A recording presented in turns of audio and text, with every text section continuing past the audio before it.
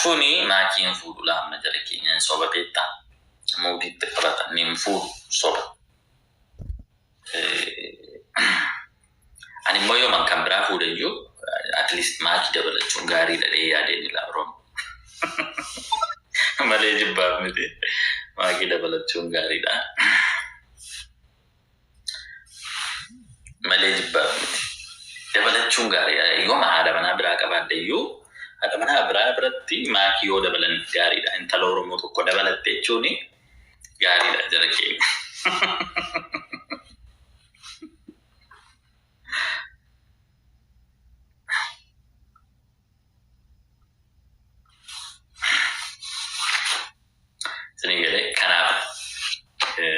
Kanaaf hin beekamu beektu wanti ta'u hin beekamu. Wanti ta'u hin beekamu gaa. Isheen dubbatte kun raachuun eksii godhatte dubbatteetti. Kaayyoon keenya duris raachuu harkaa baasuudha.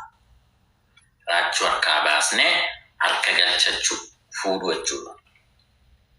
Fuudhu. Kan biraa yoo fuudhan maakiinaan dabaladha. Dubbatina mistiraadha kun. Yaa Rabbi kiyya. Dhugaa mucaan natti tolti dhugaa dubbachuufaan dhugaa Rabbiin jibbu isheen natti tolti. Duriyyuu nan jaalladhaani. Garuu si'a tokko isheen kan ishee badaama dogoggora jedhee waan hin hojjedhe qabaa dhugaa. Isuma isheen shugguxii taa'ettoonni shugguxii Oromoo tapha dhaqaa jara keenya bakka shugguxiin Oromoos jira. Ani maal Oromootiin of hin jedhe guyyaa tokko dhugu. Ani sadiqqattisiisu Oromoon dubbatni kan kilaashiin deeqaatti baatini. Asliin hin jijjiirrate bara dagaa ta'e. Onni sabaan ni sebab asli Oromoo. Onni sabaa baay'ee cima Oromoo. Garuu onni sabaa gaafa jedhamu yaaddaniitu onni sabaa. Onni sabaa jechuun kun mata kana hundumaaf onni ta'e jechuun bare inni tabalaashee innaan Oromoo guutuu tabalaashee jechuudha bare. Siigalee onni sabaa hin jedhamu. Kanaaf mucaan ofiisaan baree jijjiirrate amma asli Oromoo matte. Deeffate. Ani garuu yeroo hunduma maqaa kana maal jechuudha. Siigalee nattis natti dhaga'ama. Ira keessaa bahe. Koppilinkii kana kuma tokko naa gashaa mi daddabaayye. Koppilinkii kuma tokko naa gashaa.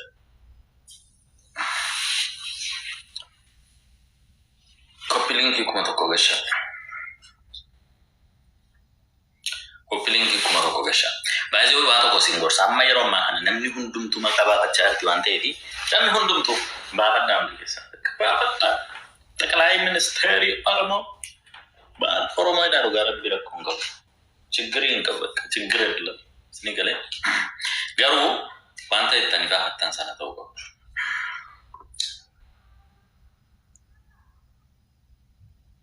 Waaqayyoo koo qeensa guddistaa jedhabile. Yaa qeensa nan guddifadha min chiggira adla. Nan guddisa yaa. Mirga koo miti. Yeroo darbe rifeensa kee murinaan jettanii rifeensa eessa ga'u na mursiistan. Amma waa'ee qeensaa softa. Yoona qeensaan qabu gurbichi.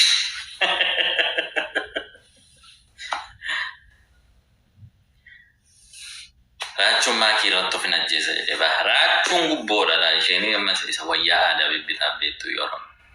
Wayyaa aadaa kan itti erga. Wayyaa aadaa sababiin itti erguuf jetteetu malee raachuu barbaaddee miti maakii. Na amanaa sagala. Wayyaa ma'aaditti amma fudhattutti dhamuchaan.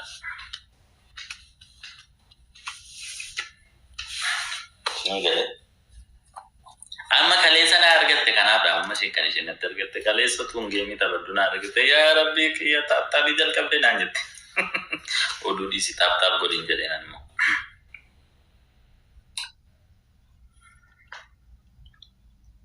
Ati ergii fi gubboo malee hin didanii jara keenya ani laa akkasumatti jaalalli galee fi waa'ee jaalalaa bartee durba kamiin barbaada beektu ani gubboodhaan hin jaalladhu beekaa ani gubboodhaan durban jaallachuun barbaada serious ani durba gubboodhaan jaallachuun barbaada maaliif booriftaanis mana kee yoo dhuftes gubboo malee sin jaallattu sin beeka gubboo malee sin nageessu gaafa burdii tokko bittu kootii tokko bitti gaafa kootii tokko bittu caammaa tokko bitti akkasiin goote jechuudha.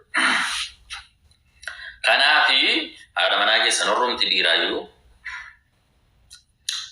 keessa warroon tidhiiraa yoo maal gochuu qabdu maanni gurbaan kun rakkina qabdaa chuuchuu ani miyootii sin godho baleessa kiyya mirga kooti maal si gashaati immoo qeensa kee kutiinaan jedha wannoo kee kutii on jedhin kuttaa waan kan kootee keessan galin maal ko akkam nama aarsaa bannaati maalis akkamidha immoo bannaati atin wannoo kee kutteenaan nan kutaa siires qeensa kon kutaan yaa sawai ani jara keenya uga biti warri nama bitan akkasumas bakka si akkatti bujaa konna jibbisiisa eda barreessa bakka am frida uga rabbi ani yoona jibbitat bakka ayno amma nam tokko nan jaallatan ni nam beeka garuu chigirallan bakka biyya lafaadha abbaan barbaade jaallachuu danda'a maakirraachuu ni jaallatti yaa raachuun jaallatti garuu anaanis na jaallatti garuu maal gootare godhan jiru Arkabasu da kayyom keenya sini gale video malaman to karratti daladda gashin ma chutti garmale chimto amas video to kadalakda gashin garmale ratu amas video to akasmat tarra bagesa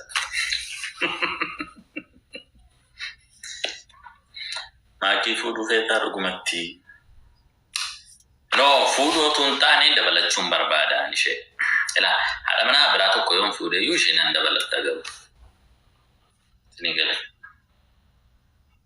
Sheda bala chungari da chuf male wa bra miti kopilinki amma yuk mato konga shinja sto jara kenya kopilinki dadda famdi ke sensation shansia kuran kopilinki kana namonni kuma to koga shitani bor accounting ke san kuma kuran gale kul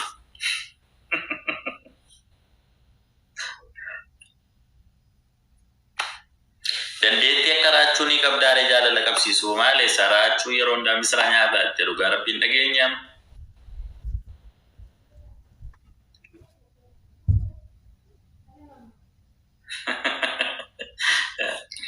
Senegale, yeron da misranya ta, damni misranya tu Morocco ka baylan yeter Rabbi. Eksi ko na tep ke sabate. Ay.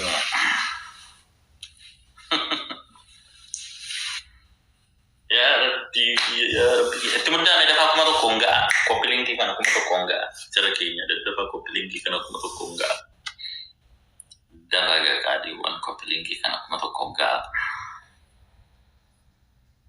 Dafa Oromo, thank you galatomi ofim bon tu la kasmadan kesa garwani me kan injer duga kuno da maka kasakasi wayu sabon tu ofim bon tu wana kasakasi wayu matimati mi Oromo na mete Oromo e churra wana kasi wayu ade yada nakakiya where I live ya rabbi ki ya hada mana kan bira ragachu fakata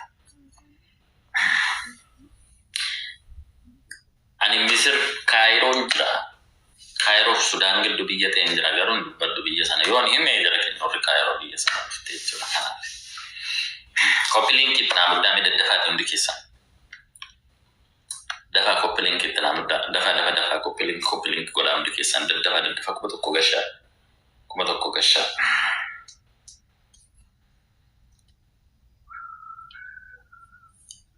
copy link ko to urji thank you Afudi me ya Rabbi ki yunda kana kone dandenya bannale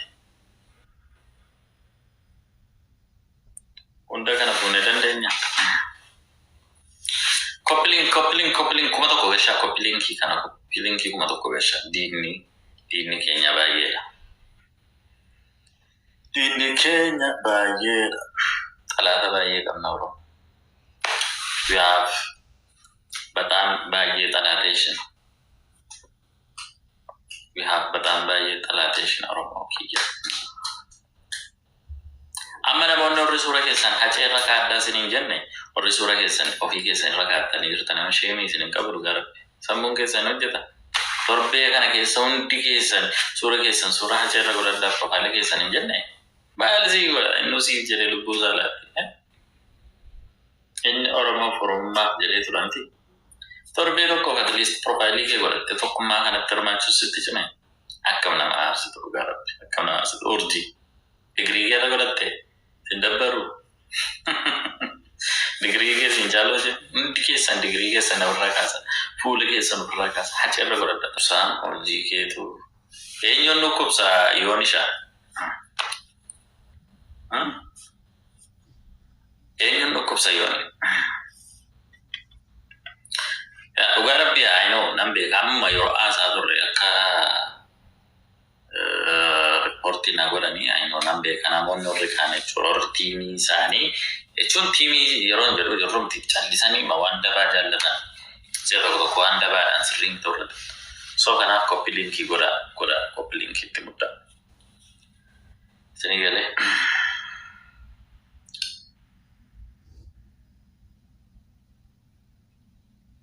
reportii baga goote yaa rabbii kiyya abittaa kiyya abittaa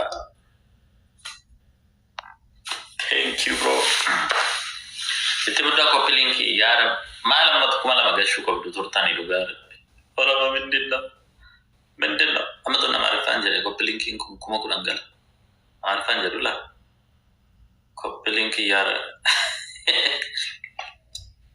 koppii linkii argachuu ton jedheti amma kachi gootanii gubbaan baastu aynoo niin beeka daddafaa hundi keessan siya kuran siya shan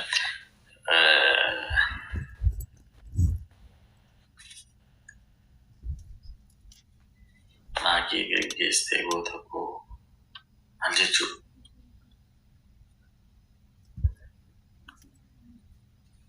yoonii koo si hubadheera yaa Yeşiye. Boston aralle wandina. Durbara no seeti dal. Wandina shwais. Amarinya itti Tigray da wishet mondalle. Coupling itu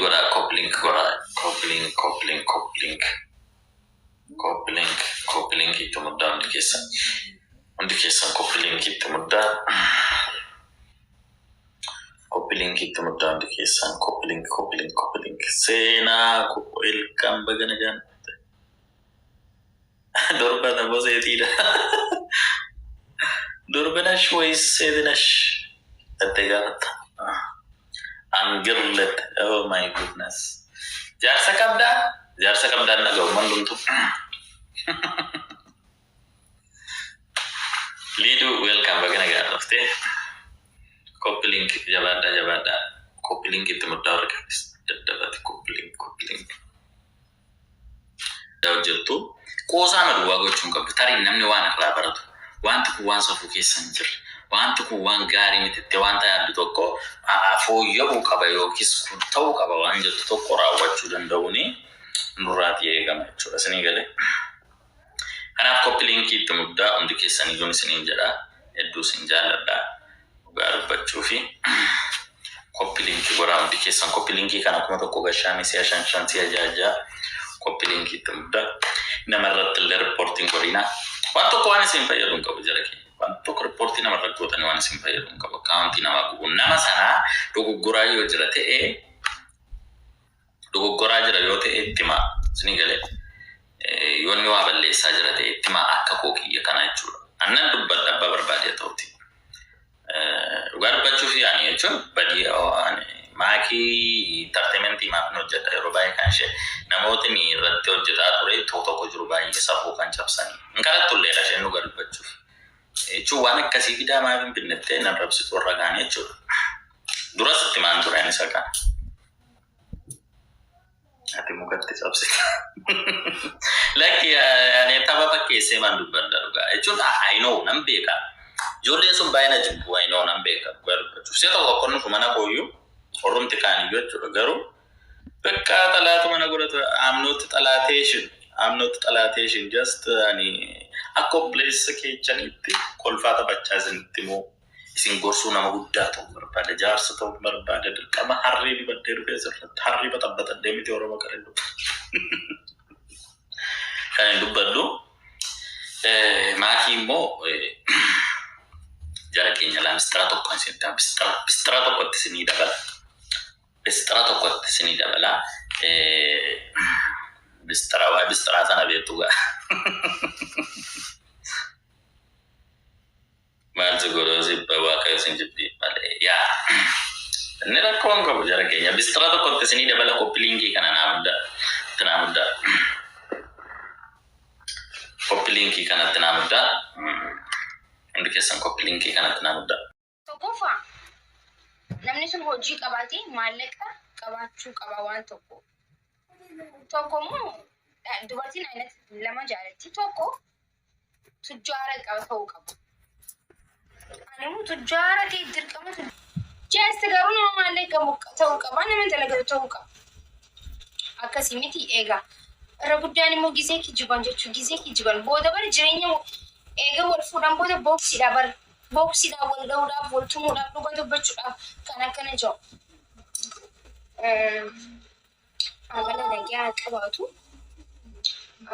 Amala gaarii haa qabaatu. Nama haa kabaju. Amantii isaa irratti jaba haa ta'u. Sabboona haa ta'u. Maallaqa qabaatu baatullee jaalalti qofti nu geessi jala. Kijiba jechuun maal jechuun akkana jechuun ani kun naaf dhugan maal jechuun maallaqa qaba akkamiyyoo qabaanne akkamitti namni waliin jiraatu akkam jechuun akkana waliin sobina akka inni dalagatu maallaqa harkatu godhu qabda malee akkamitti akkana jechuun bakka innis yoon harkadde ni nyaachisa yoon dhabe ni nyaachisu akkanumatti akkasitti jiruu xannajamaa jiraata boksii wal dhoyta wal jibbita wal aarsita mana cuftee deemta akkasnaan gootu akkasnaan taatu bixibixii kana hundarraa ogguma duraa itti himuu dhugaa dubbachuudhaaf bultiin hedduu waan akkanaa kanaan diigamti jechuudha. Oggu duraa waan bira wal taanii oggu seenan wal xafashanii wal boksiidhaan isiin bagiraasuu baqeenya akkasitti jiraatan jechuudha. Kun immoo sirrii miti. Dirqama waan isitti jiraachuu qabaachuu qaba eega fuudhuu qaba. Fuudhuu jechuun dirqama waan shari'aanis jettu waan seeriinis jedhu jechuudha. Isin garee akkasi jechuudha. Dhiisaa akka kan kijiba kuni qabaachuu baatu sumaanti. Fikir kaalan fikir kaalmaa jechuudha. Akkasiin jiru na biraa akkasiin jiru obboleessa kiyya dalagachuu kan gisee dhibbata akka jechuudha. Akkasiin ta'u Oromoo ko.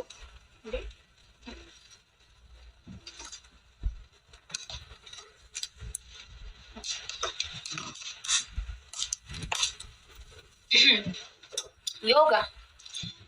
Yoo akkas ta'e yoo jaalaluma isaa qofaan jiraannaa waan akka maallaqa isaan fudhee itti qabaataa ta'uu qabdan. Ati nama qabaatu takki nama waa qabu yoo taate akkas godhu nati. Ifi zeeroo qabatte innis ta'uree walitti hin deemu yoo qabaattee akkas jette yaa. Osoo hin qabaatiin takka osoo dalagaa tokko osoo waan takka qabaatiin lafumaa kaate jaalala qofaan jiraannaa maallaqa qabaatu beetulee rakkoo miti atis duwwaa taate gisee akkas jettu rakkoodha kun.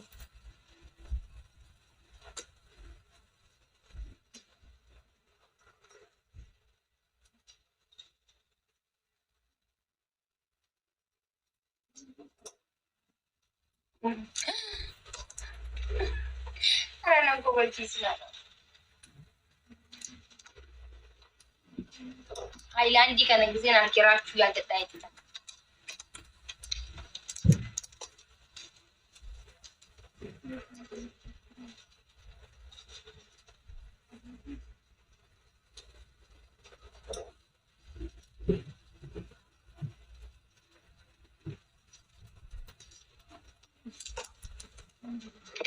Pero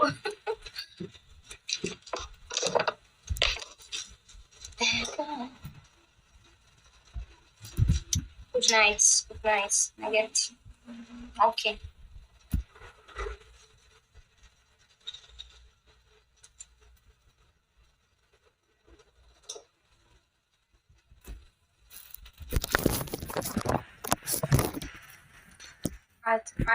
Ati yoom heerumtaanii gaaffii kana gisee dhibbata kanan gaafatina.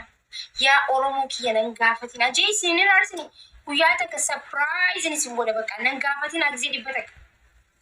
Anu akkatti yaadne barmaa akka na yaachistan isin. Gisee dhibbata ati yoo Ati qoy je friendly ke yoom ati qoy yoom yerumtu maaliif akka na ilaalistani uummata Oromoo hanganaa fiigeetiin qofni gana garuu barganaa waa meeqa በእናታችሁ na ilaalsina miyaan ገና ከአሜሪካ ካናዳ deeme boorsaa uffatee sindee qab hojjettu ta'e ገና ዋሜ ቀጭ ja'a asumatti qabna godhu deemta immoo isin yoon jechuun heerumni waan takka nama dhorku yaa heerumni sanillee nama dhorku just garuu anamman barbaadu. Namni karooraan deemuu qabdan uummata Oromoo ustanima akkamatti alaaxuuf deemtanii isin karooraan qaba karoora kiyyeetii galcha. Maal jechuudha isin jireenya heerumni keenyatti kun jireenya kiyya naa jiraachuu deemta. Ati meeshaa mana dhiqaa mee na hime mee ati maaluma naa gootaanii heerume mana gootu qaba. Ana barkanii mana kiyya keessa godhu achi gamanaa fi gamas fiigu bar wat kan hin jiru ana bar. Ati heerumni jetta ani immoo iddaan seenaa jechuun akkas ta'uun qabu ree akkas ta'uun qabu. Silaa naa jiraatte yes faay heerumni jedha. Ani ana waxii dalagaa ana mana tolchaa ana nyaatatti godheefaa kai lafa nyaadhu abbaa manaa yoo abbaa manaa dhufte anaa godha. Ati waan takka ati heerumni jettis mana biraa deemta ani immoo cinqii dila kanneen baadadhaa jechuudha. Saniifuu karoora kiyya keessatti hin heerumaan. Ani karooran qaba. Karoora jechuun waan karoorfadheen qaba. Karoora san keessa seenee jira abbaan manaa kiyyaa. Karoora sanii alaa bahuu jechuun rakkoodha. Akkasii hubadhaa. Bannaatachu mataa na nyaatina kana booda nan gaafatina. Kana booda nan gaafatina. Anuu biddeen nyaachuu jiruu natti hin qallanne nan gaafatina.